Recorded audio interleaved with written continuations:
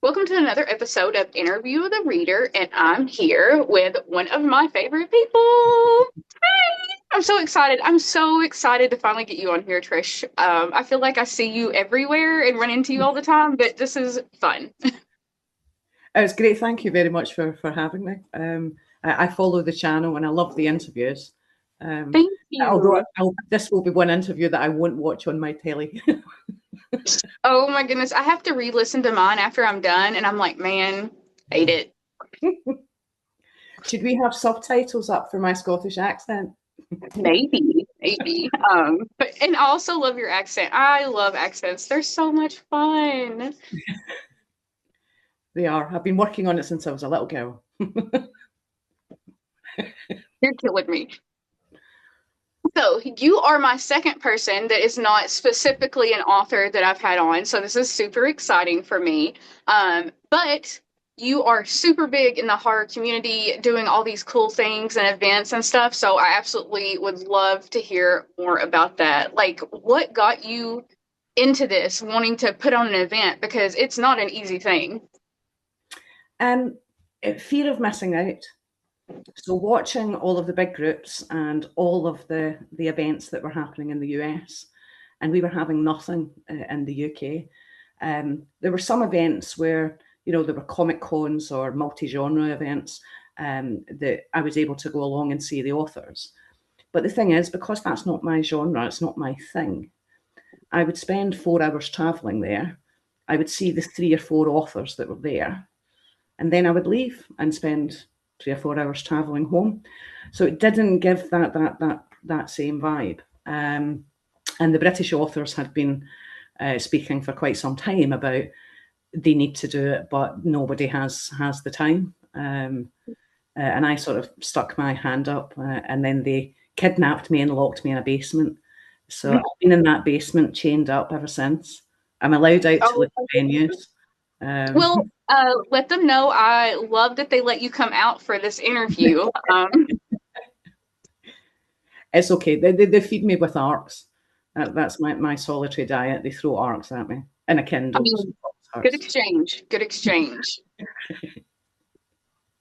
Why horror? Like, why have you always been a big horror junkie, or is this something you found out later? Like, what was your first introduction to horror, I guess? Reading my mum's Stephen King books. Why is that all of our origin stories? Yeah. Um, I wasn't allowed to read James Herbert because he had all the naughty, sexy scenes, and because my mum had read Stephen King, and she was an avid lover, and I've still got her original paperbacks, well thumbed paperbacks. So they hold a sort of so hold a huge plate. So she would allow me to read them after she had read them to make sure that there was. I mean, you could have babies and blenders, that would be fine. But if there was any suggestion of any rumpy pumpy, Absolutely not. absolutely not reading that. So Stephen King was not allowed. Sorry, James Herbert wasn't allowed. Um, and so yeah, I was about 10, 11.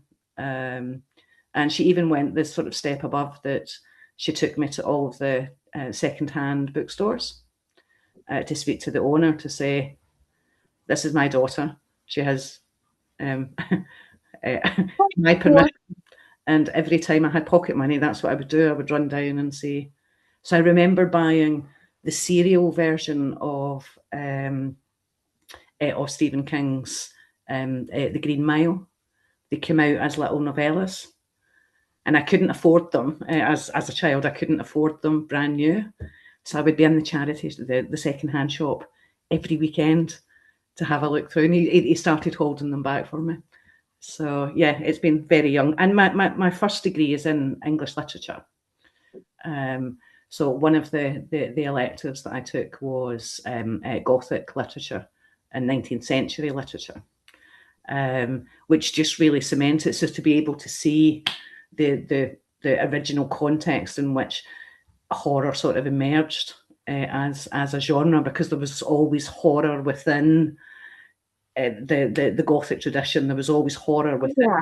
social realism novels of the time, usually the ones that were banned. So they, of course, were the first ones I researched.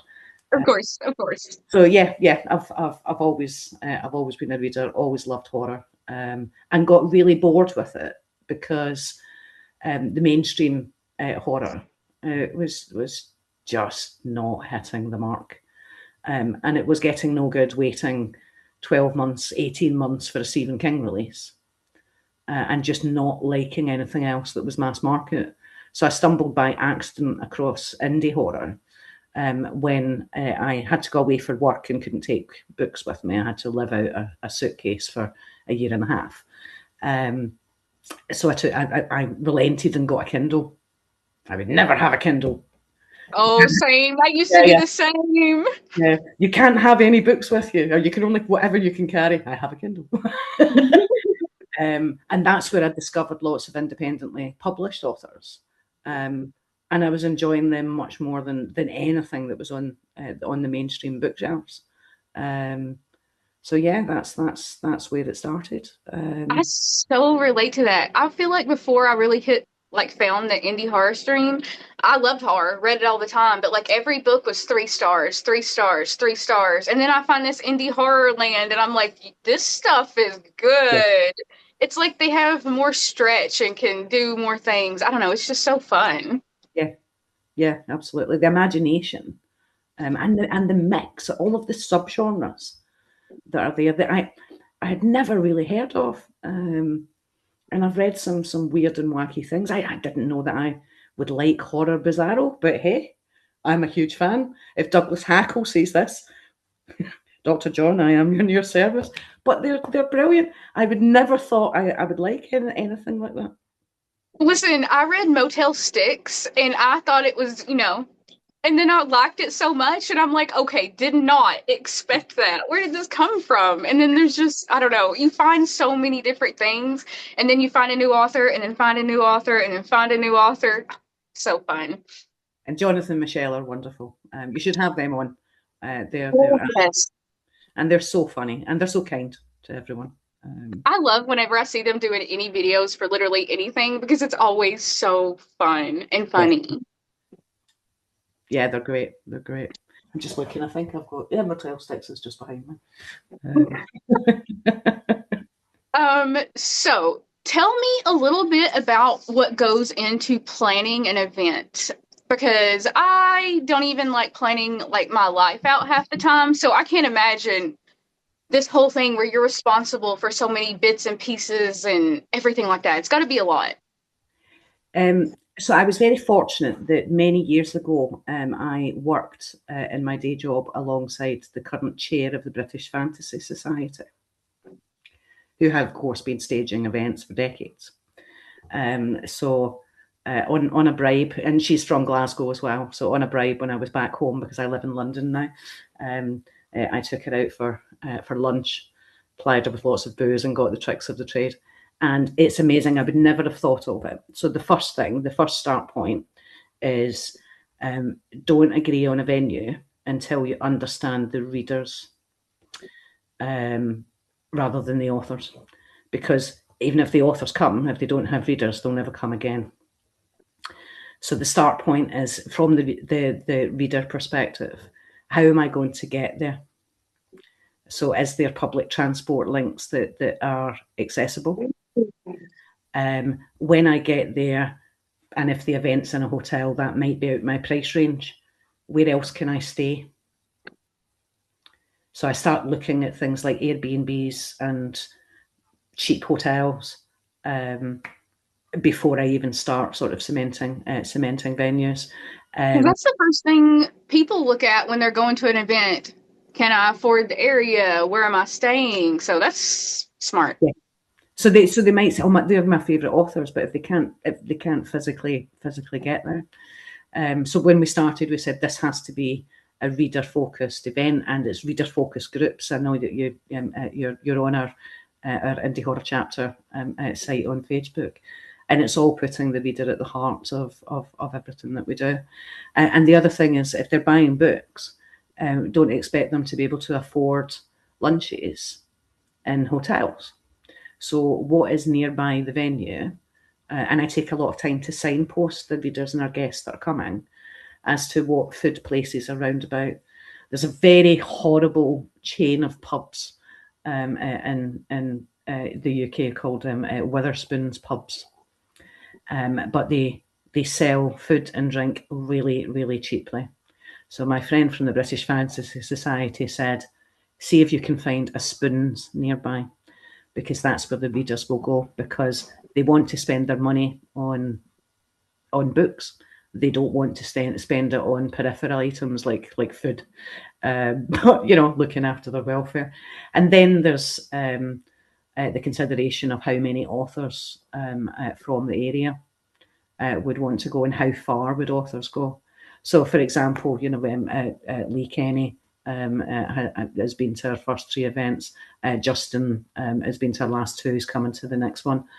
So, factoring in how they can fly. So, if they are looking to come, so we've expanded it to Europe. So, Alan Shivers, he gets the Eurostar. Ooh. Leslie Camphouse comes from the Netherlands.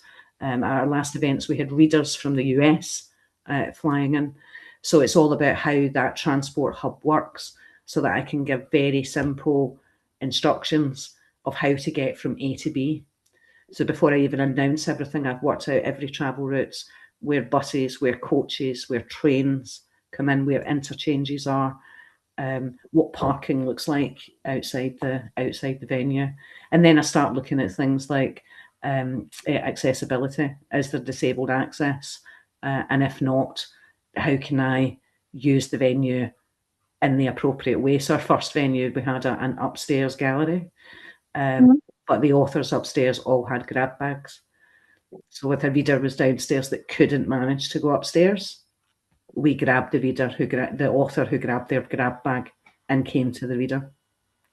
And it's fantastic. I mean, the authors, you couldn't ask for any more. They put up a lot of my demands. Tell me what. But that's a good thing too, because it takes teamwork to make this happen. Like everybody all together. That's how the dream works. But no, they're lovely. They're wonderful, and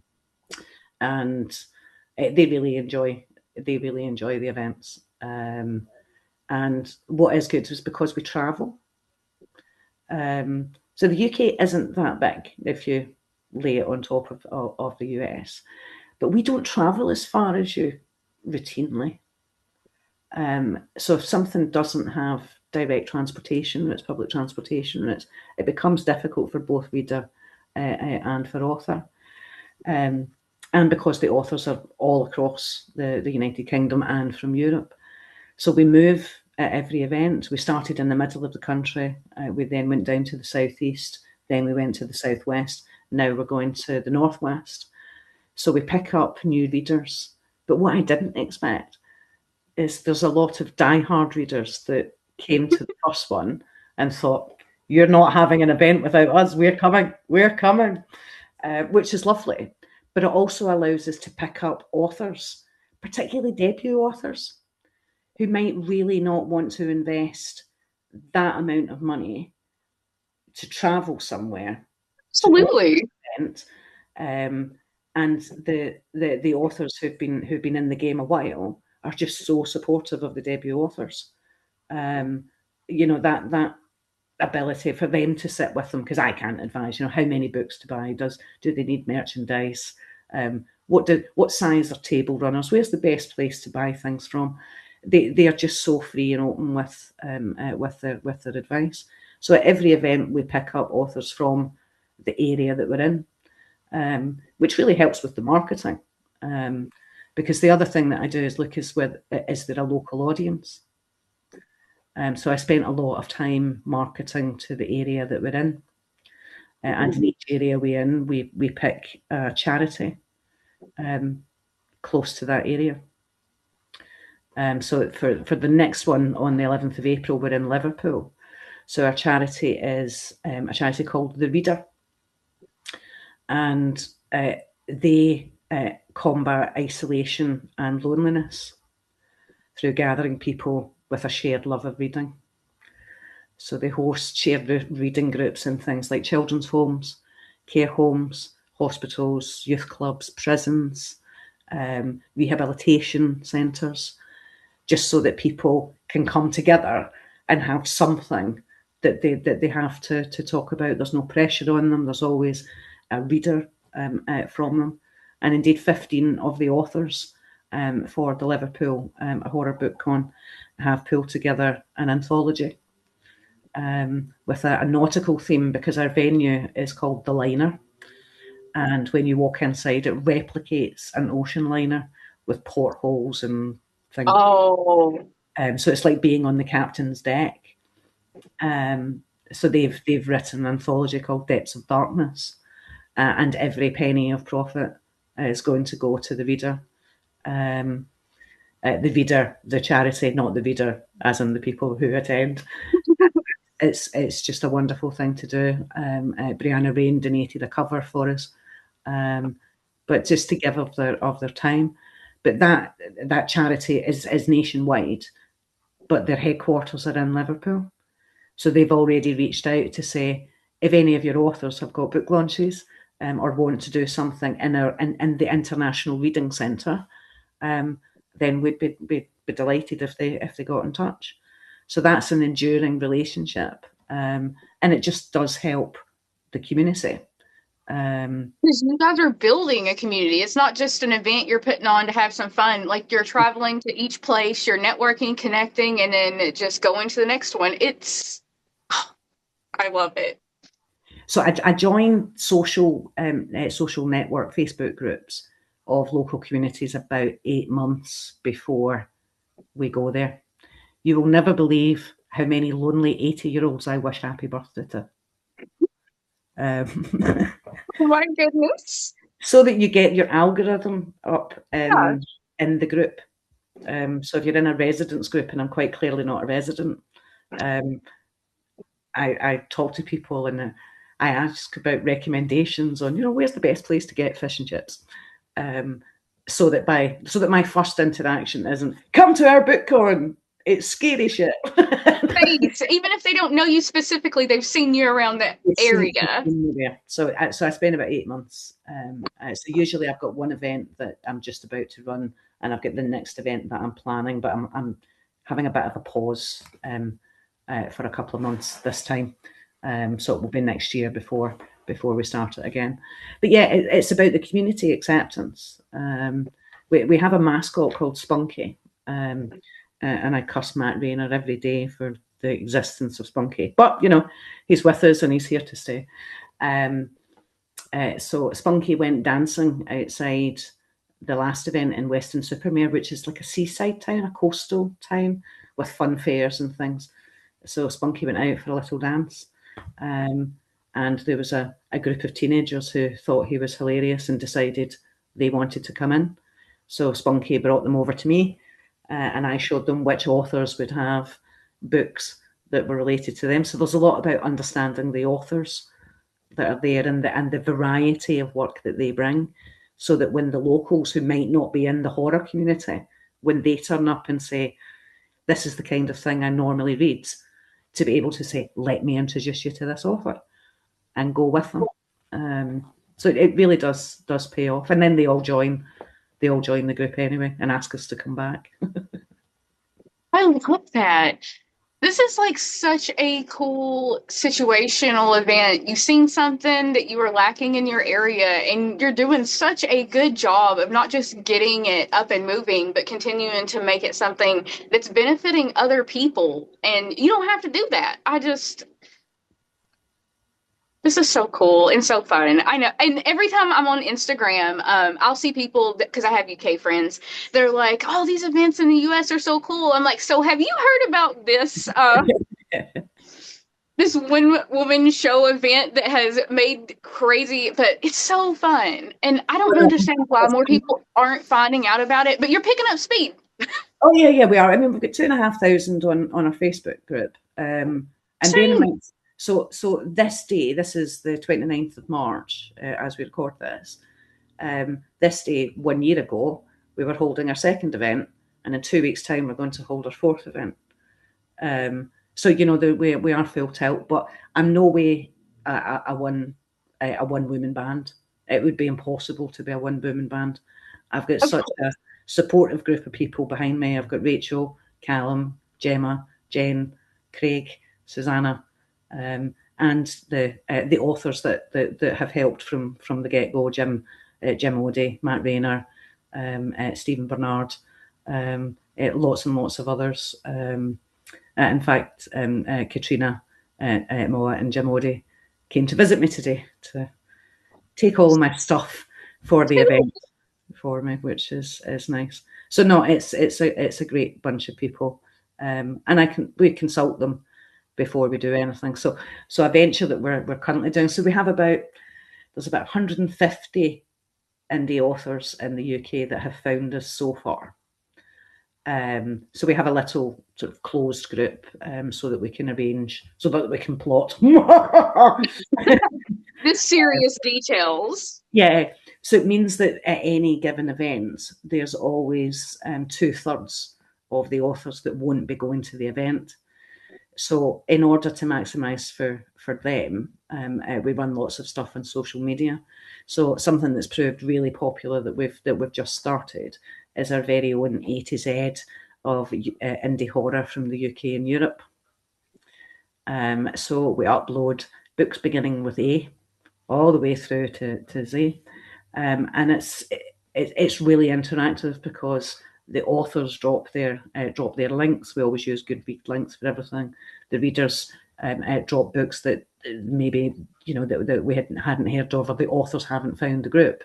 So authors then find the group. Oh yes. So I'm looking forward to seeing what the completed books are. And nobody will be offended when my A to Z is entirely Ash Ericmore. Although I don't think he's written anything with X or Z or Q, but I've not got. Well, he's got time. Hint, hint. Yeah. Oh my goodness. That's such a fun community. It's like such a fun community activity too, because I know on other things when I'm like, I need a book to read and I can't find anything, because you see the same things over and over and over again yourself, but other people popping up with stuff, you've never heard of that book before or that author, and it's such a cool idea. So when you consider that Matt Shaw has published 563 books, so there's bound to be books of his that people will have forgotten about or wouldn't have heard of. They've not maybe joined the indie horror scene, and they've missed these, and they're absolute gems. And Ramsey Campbell, because of course Ramsey freaking Campbell is coming to our next event. I need to not give him that middle name when I speak to him.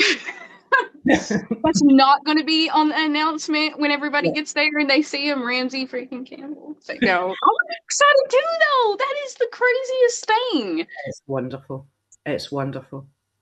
I mean, the man is an absolute legend of horror, and he's just such a gentleman. The amount that he does to support authors coming up in the community, and he agreed straight away to come as our special guest. We've never done a special guest before, but I thought I would just try with Mr. Campbell, and he was beyond happy to do it. And we're going to have an exclusive live interview with him, which instead of being Catherine Cavendish will lead the interview. And she's interviewed him before, and they're such fun, and the two of them have such great vibe with each other. But having explained to Ramsey that the events are really interactive and they're reader focused, on arrival and for the first 2 hours of the event, readers can fill out a little card on the question that they want to ask of Ramsey. And we'll pass them to Catherine. So it means that people that would be too embarrassed to grab a mic and ask a question, their question and the acknowledgement that it is their question from Ramsey. So that's pretty cool. That is and that's such a cool thing to add on because I am introverted despite this situation, and I've gotten over it. And I'll just be like, okay, I'll blurt my question out. But I know how scary it was before I got to that point. I would have loved something like that. Yeah. So we do have, I think you and I know that we do have a lot of neurodiversity in the community, but it's the fact that we put them first. So every event, there's a breakout area. So something that's quieter, that the sound system doesn't reach, that the event team will go and check in on people. And we've got a bit of a motto that you might attend an indie horror chapter event alone, but you'll never be lonely. So if we know someone's coming themselves, we can arrange to meet them at the train station. We can arrange to meet them outside the venue, just to help them get that first step through the door. I mean, usually as soon as they're in, they go, "Oh my god! Oh my god!" There's You just gotta get there sometimes, though, and that's the there's hard MJ and part. Harrison go running towards MJ, and by that time their nerves are gone. But I think it's quite important to proactively reach to them rather than wait for them to say, "Actually, I'm a bit nervous to come." So it's lovely, and the readers, particularly those that have followed us to every event, they are fantastic at doing that reach out. They join us with every reach out to help people that may feel anxious or nervous, or those who are generally concerned about their neurodiversity and not fitting in. They are us. They are our family. So they are put very central. But everyone is lovely that comes, and they put up with it. So That is so cool. And I like how, of course, you've thought and you guys have found a way to make so many people feel welcome, even if it's not somebody that's just like, I'm going to do this, I'm ready to go. Like, because you already have people that are excited, ready, but you're looking out for those people that are maybe not ready and need another little nudge forward. I love that. It's yeah. very community. So I mean, I'm a gregarious introvert.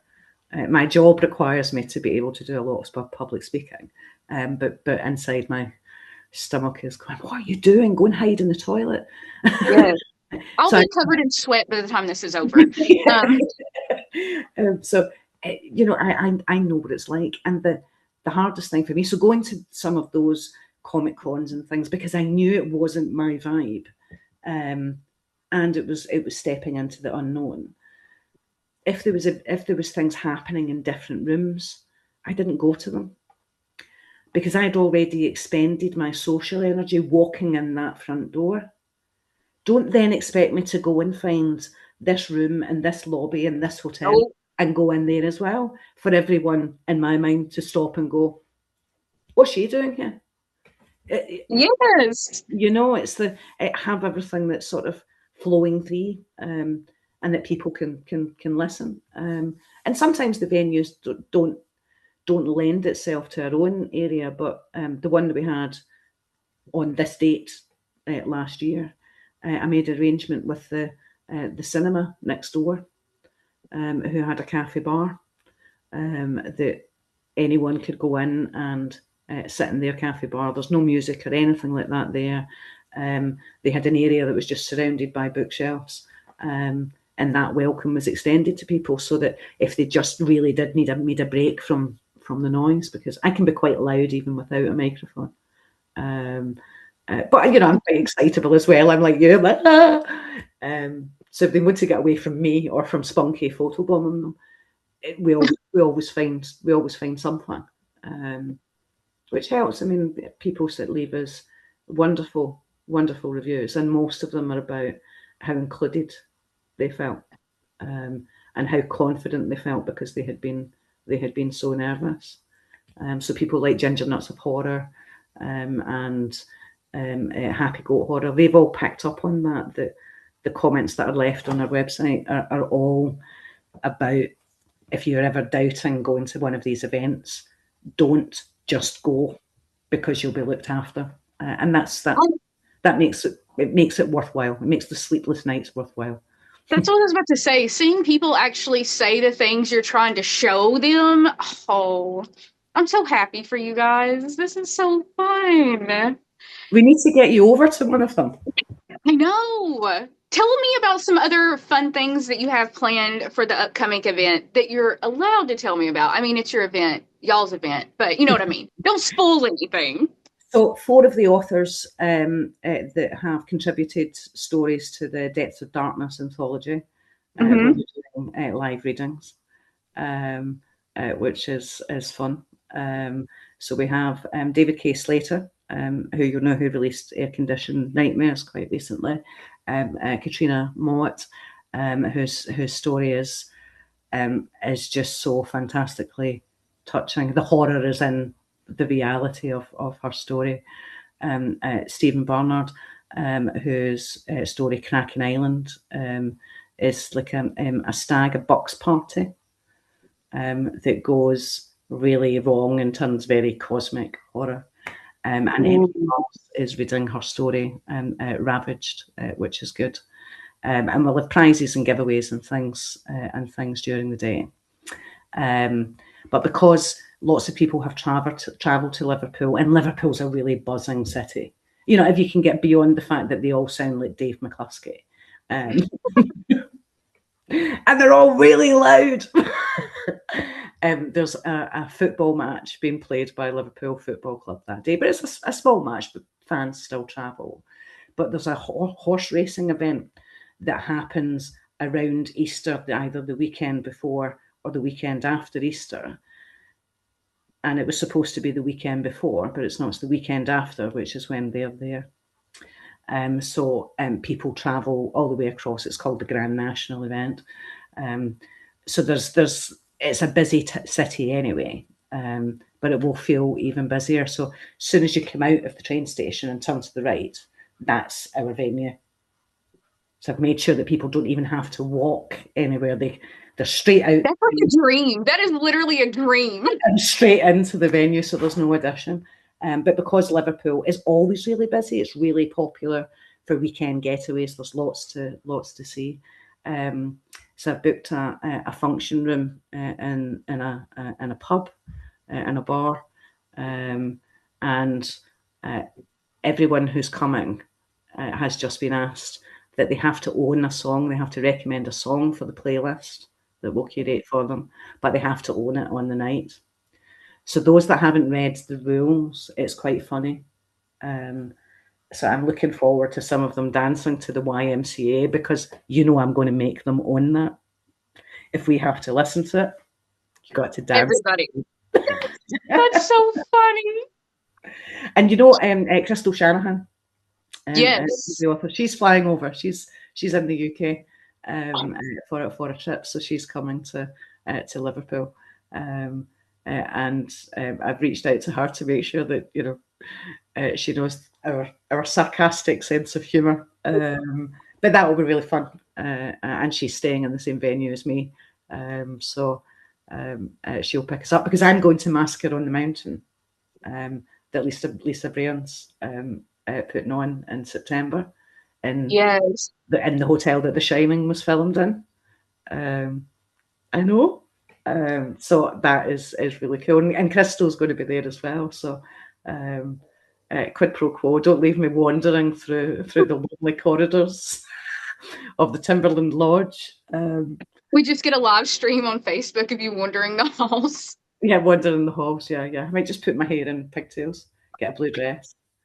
I did say to Dave McCluskey, who's one of the attending authors, that we should wear matching blue dresses, but he wasn't having it. It would have been hilarious, though. Yeah, it would be. It would be. I can't wait to see Matt Lutton on the little red tricycle, though. That will be fun. But it'll also be fun to meet people like Ben Young and Edmund Stone. I've got no idea what a grape nut is. And he talks about them all the time. So I want a full explanation of what. So first off, you're not missing much. But yeah. And what is his obsession with it? No, that'll be quite cool. So I'm taking a little break in the summer, and I'm going over to spend some. It's gonna be so fun. How do you come up with like the theme for your event? Like, is it more like after you find an area you go theme wise, or do you have a theme and then you just morph it into the area? Does that make sense as a question? So we don't always have a theme. So Canterbury, which was the one this day a year ago, yeah, of course, was famous for the Canterbury Tales. So we called that Canterbury Horror Tales, so that it would resonate with the tourist board and things. And the tourist board ran their details for about 6 months. Smart. But the rest of them, we've just called them the name of the location, and Horror BookCon. Because so for the last event in the little small seaside town, I went to speak to the town mayor and the tourist board, and said to them, like, what I'm planning on booking that hotel. Everything looks good. Even the local stores had crystal balls and skull figures and things, And I thought there's something that feels quite indie here, something that feels quite rebellious that I quite like. So I went to I booked an appointment with the town mayor, and he's like, this is wonderful. So they've got a big infrared display that's up a big tower, and it's like a revolving thing. So for months before our event, we had Indie Horror Chapter coming to Weston-super-Mare the 11th of April, and that was really quite cool. Thinking, but it is just the sort of reaching them. But I had asked him, because things spring to mind with a place called Weston-super-Mare. You think Weston-super-Nightmare, but that's been used by the tabloid press to criticise the area, so the locals don't really like it. So it was a natural thing, and everyone was saying, why are we not calling this Weston-super-Nightmare? Well, because the locals will find it offensive, according to the town mayor. So we just stuck with the Horror BookCon. And when I open the event, the thing that people cheer at is when I shout the name of the location that we're in. That's the bit that feels to them. So the minute I had Weston out of my mouth, all of the locals, because something new and different was coming to them, which is cool. But wouldn't be able to do it without the authors, and definitely wouldn't do it if there wasn't any reader interest. Absolutely. Which leads me to my next question. Tell me about the people, the organizations, whatever we call it, that really help make you be able to do this. Because again, like you said, it's not a one-woman team. It is so many pieces that go into this. So it depends on the area that we're going to, and depends what is there. So if they have a large tourist footfall, I always go to the tourist board. Befriending people and groups on social media is really quite important, because that's where people get things from. So online newspapers are still quite a thing in the UK, as are free printed newspapers. So I reach out to them quite significantly in advance, and thanks to some early support from Peter Caffrey, who showed me how you can write out things that are copyable for journalists. So I would give them various versions of the same thing and present them with the final product to say, would you like to run that? And normally they run it without any amendment to it. And I would never have known how to do that, but his experience in journalism helped me to be able to shape that for every event. And I bet they're more likely to run it if they don't have to go back and forth with you about it or anything like that too. That's brilliant. Yeah. So it means all of the information is there. Radio, I've not had much luck with radio stations. I've bought so many radio stations, independent radio stations, a coffee, and they've never reciprocated. But it is things about the local shops. One, because they know that 3 months before I'm going to be there sticking a poster in their window and putting flyers on their counter. So it's understanding what they are, so that we can signpost people who are coming, or go to this shop that they've got these things. And I go the day after the event to these shops, and they report an uptick on footfall. And people actually saying to them, we're just here for a horror convention, but it's starting. And they're like, yeah. So they've got a little list of places in the community that they might go to. Because that reinforcement, as you're walking past game shops, independent bars, rock clubs that have all got our posters up, then you eventually stop and scan the QR code, and think, what is this thing that I see everywhere? And the wonderful Dan Howarth and James Lefebvre have been great. They've done, because as you know, I'm on crutches at the moment. So they've done what I normally do. They've done everything with the handing out the physical material. So it's understanding the neighbourhood as well. There's nothing more soul destroying than handing over a batch of leaflets and they disappear. So things like the libraries. Liverpool has a central library, but each of the region, each of the local areas have got their own library. So there's about 24 libraries. So they're all carrying our poster. They've all got leaflets. The charity, the Reader and the International Reading Centre, they're promoting us as well. So it's finding those that have got a like-minded interest and where there would be reciprocal benefit. If people in a seaside town want to sell crystal balls, I think we've got a market for it. Absolutely. I love that. This is just so fascinating because on the surface, I know there's so much work. There's event, there's networking, there's doing this and doing that. But listening to you talk about this, it's so much more than that. You're building a foundation to build a community on, and it's just, I love it. I love how you guys are coming together to do it. It's fascinating. And It's wonderful. It's really rewarding. like I know there's events that show up in like local towns where I live and have lived, and like they just show up and they're there, and I'm like, man, I live here and I didn't even know this was going to happen. But like people that are in the areas where your events are coming from, you're making sure they know at least the best you can for the people that have an interest in it, and that's a lot of Yeah. work. I think at the last event, I think because of the support from the town mayor, who didn't want photographed with Spunky the Spook, but you know, he was very very good at throwing his weight of office behind it. Um, I contacted them after we had done just to thank them. I just didn't realise how long they had been running our adverts for, because you don't see it, you know, unless I'm physically there, because it's a 3-hour journey away from me, 3 trains to be able to get there, which was just wonderful because they were just so excited that something new was coming to the area. The hotel was it was absolutely amazed. I mean, we booked all of their rooms. Lots of local hotels were booked up. So I mean, there was hundreds of us, and sort of out walking the night of it. They're like, "Were you here for that convention as well?" Like, yeah, that's. So everybody was talking about it, which is nice. But that's a small town. In Liverpool, they'll be like, "You what? Who are you?" Never heard of it. Never heard of it. But Liverpool have got a horror club. Liverpool Horror Club's about 3,000 strong. So connecting in with them before we even agreed and decided that we would go to Liverpool. And the venue that we're using, the Liverpool Horror Club, used that as well. They had an event about 2 months ago. There's an event that the Empire Sector run, which is called the Geek Bazaar. So it's a very sort of child-friendly cosplay, but they have authors and they have spooky vendors, and they can all go and play Mario Kart. So they've got gaming things set up.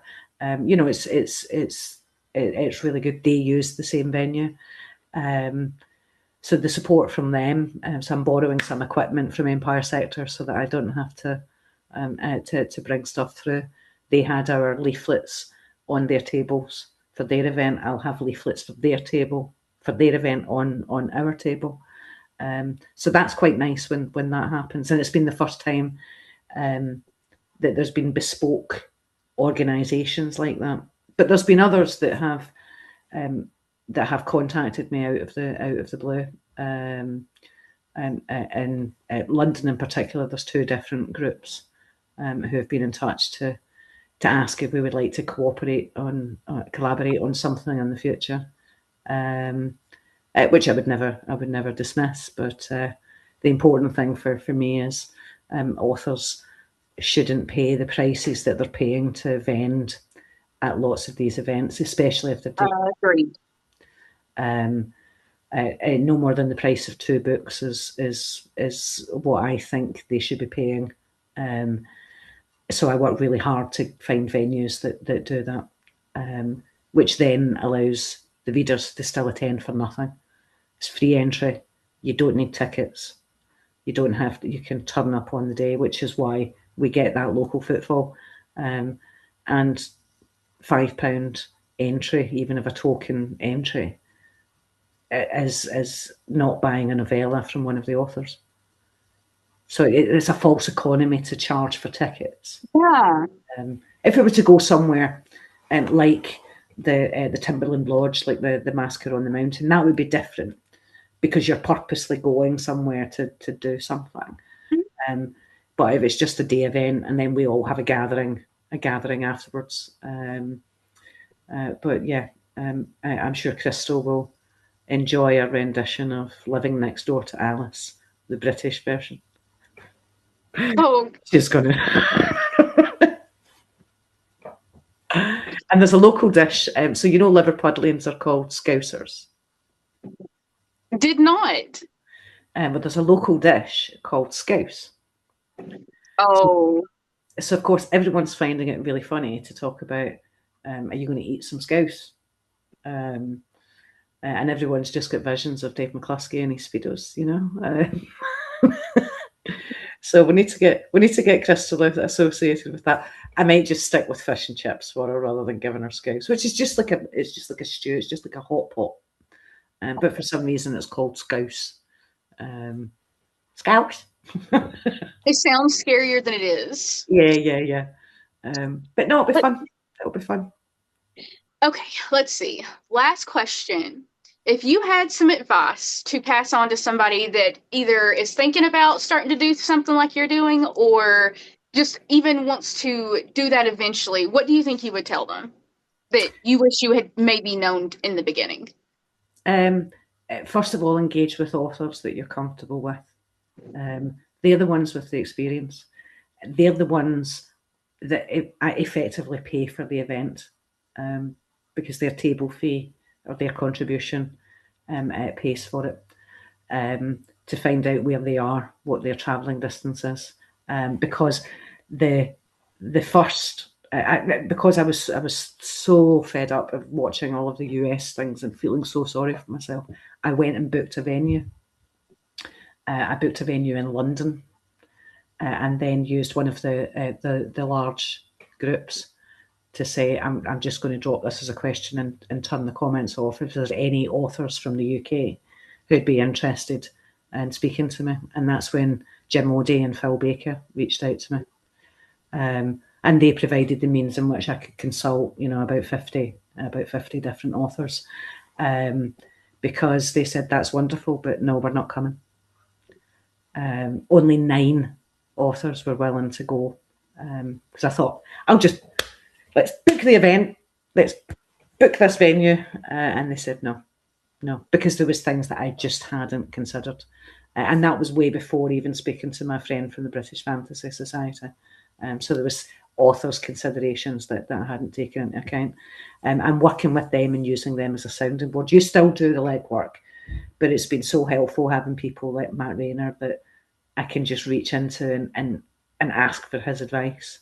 And normally do we want go for it, but no, he's been seriously helpful and everything right from the get-go. So that would be my first bit: be engaged with the authors that you would expect to come. Don't hold a comparison to other events. Look at what's manageable and tolerable for you. And don't go to a venue with a fixed date in mind. If that is the venue that gives you everything that you need in terms of transport links and parking and access to cheap places for readers to stay, all of those things that we spoke about earlier, go in and negotiate with them to see when they're available, because you can end up at the wrong venue. Yeah. And you can end up, just cramming people in because you've committed to a date. And that took me to the second event to realise that I was doing that wrong, that I was going with the this is the date that I've told the authors I must deliver. Whereas in reality, just having a window.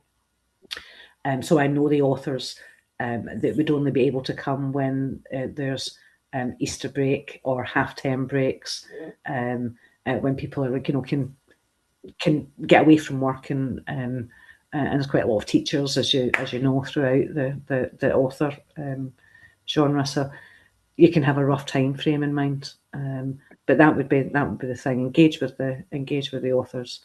Don't be hard and fast about what you're looking for when you find a Don't be stubborn. Yeah. So I've spoke to someone that I know the venue probably won't be available for us until 2028. And it's the right venue, and I know it's when the right time would be. But that's wonderful. So that's all in the bank. So it's be curious and haggle. Have the confidence to be able to reinforce. So the fact that I engage so much with the community, and we do a lot of charity, not for us but for the local charities, that really helps in negotiating higher fees, because they know that we're not there just to grab money. We're actually there as part of a venture that holds the community, and because we are an unincorporated association, which basically means that we're a not-for-profit association. Everything that comes in, if we sell any of these t-shirts, and I like your t-shirt, my white one's better. If we say, those t-shirts, they go directly back in to funding the events. Nobody makes any profit out of it. But yeah, that would be nice. Take it slow, and don't look at events that have got 70 authors and run over a whole weekend with bells and whistles. Look at what you're comfortable with, understand your area, and be reassured that authors and readers would be able to get there, or it's pretty damn pointless. That is such good advice, because again, I think this is amazing, and it's some things that I would have thought about but wouldn't have actually thought, man, this is something I need to think about first. So, well, thank you so much for being here and talking to me about all this. Like, this was an inside pick your brain kind of thing about events in the book community. And like, I see the indie horror chapter and everything from a distance, because of course I'm not there. And you guys help each other out, and I see it on the surface. But actually hearing what you guys are doing and how you're working together, it just kind of opens your eyes, and I'm obsessed. Thank you for doing this. I know I don't get to go to it right now, and I don't benefit from it, but thank you for just doing it and getting a group of people together and building a community. And we will get you across to the UK once. I'm in your DM.